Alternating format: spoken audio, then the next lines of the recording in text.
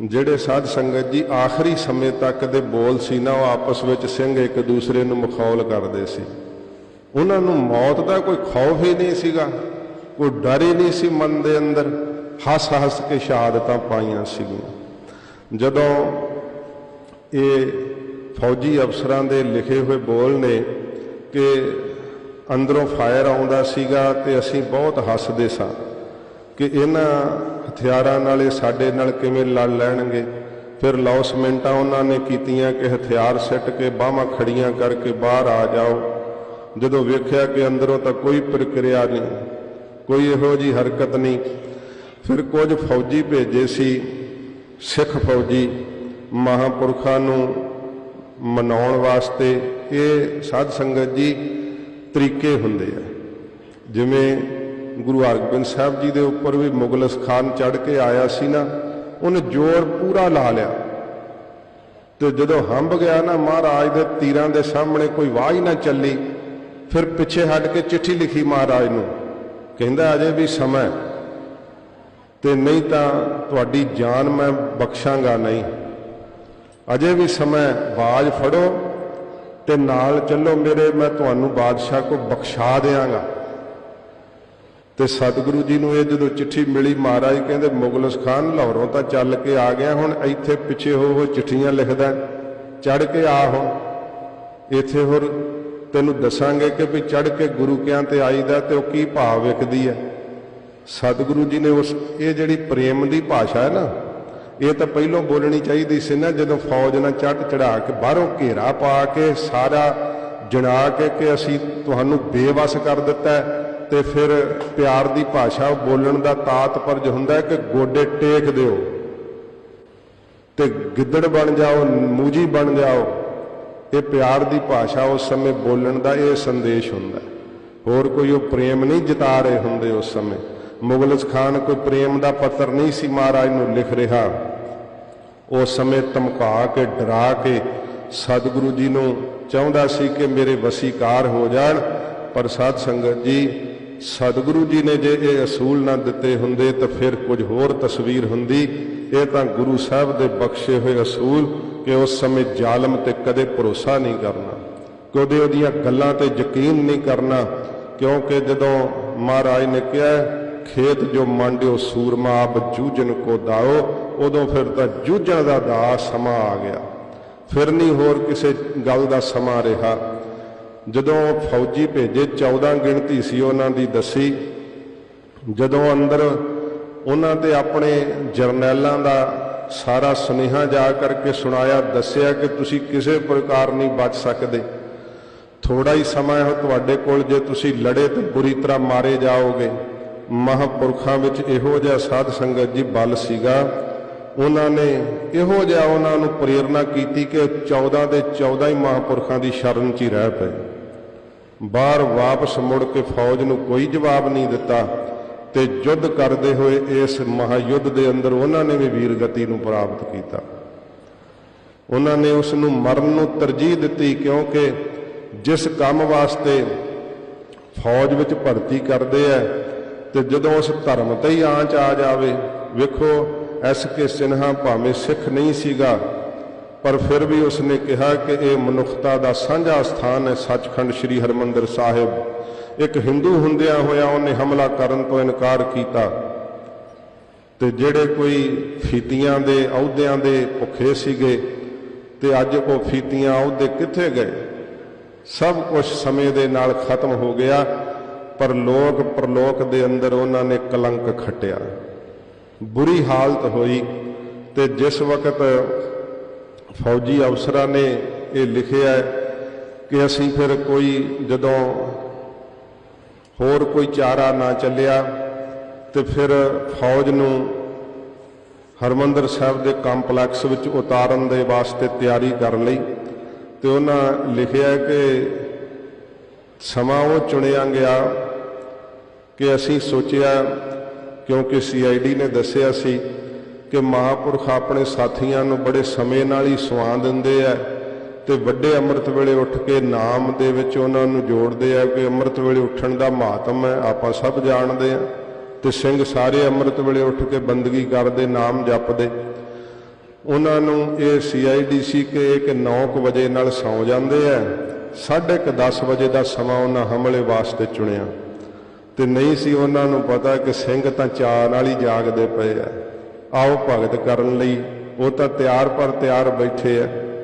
वेखो ये महाराज का घर, अज भी तुसी चले जाओ, लंगर दे विच अटोटी लंगर वरतदा है। जिन्ने मर्जी कोई संगत आ जाए, अथाह ही पहरा लंगर का अटोटी पहरा चलता है, अमुकी खजाना है। तो जिहड़ा कोई चढ़ के आ जाए ना, ਉਹਦੇ वास्ते भी अमुकी खजाना फिर गुरु के खालसे को। महाराज जी ने उन्होंने वास्ते भी लंगर दसिया है। सतगुरु गरीब नवाज सच्चे पातशाह ने भीम चंद नूं आख्या सी, गुरु गोबिंद सिंह साहब ने, कि भीम चंद तू आई चढ़ के असीं तेरी फिर प्राहुणाचारी करांगे।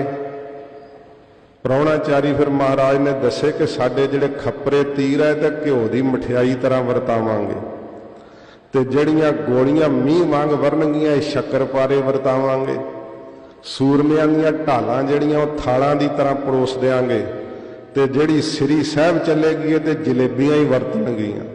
ये सच्चे पातशाह कहते असीं प्राहुणाचारी की तैयारी की है, तो उन्हां रवायतां मुताबक खालसे ने फिर प्राहुणाचारी की तैयारी की हुई सी। महापुरखां ने बोल कहे सी भी एक भी गोली अजाई नहीं जानी चाहिए।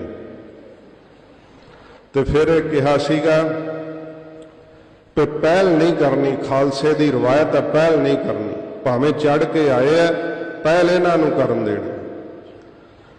जदों ये फिर बहुत वड्डी गिणती विच, जिहदी गिणती इन्होंने कोई 3-4 हज़ार के नज़दीक दसी है, कईयां ने 2800 के करीब भी दसी है। रहो विचार, जदों एक घंटा घर दीयां पौड़ियां उतरे तो सारी दी सारी पलटन जिस समय अंदर प्रवेश कर गई, उस समय फिर जरनल साहब ने जो फैर खोलण का हुक्म दिता, तो फौजी अफसर कहते हैं कि जो लाइट मशीन गन का फायर खुलिया तो साड़ी हैरानगी की हद ना रही कि इस हथियार की तो आवाज़ ही नहीं सी पहला असीं सुनी, क्योंकि वो सोचते सी ना कि अंदरों जवाब देणगे, पता लग जाएगा किहड़े किहड़े हथियार है।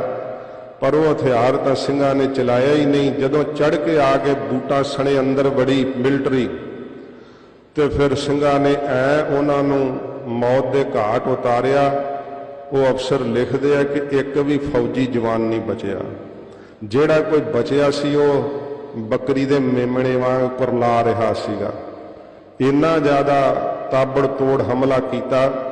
तो फिर उन्होंने दसिया, कहते कि दूसरी पलटन जो अंदर वाड़ी है क्रॉलिंग करते ना, जिमें धरती के लम्मे पै के भी एक भी अंदर नहीं जान दिता। फिर बहुत ढेरी हुई फौज, कहते लम्मे पै के भी फौज किमें जाती कि जो धरती ही गोली उगल रही सी।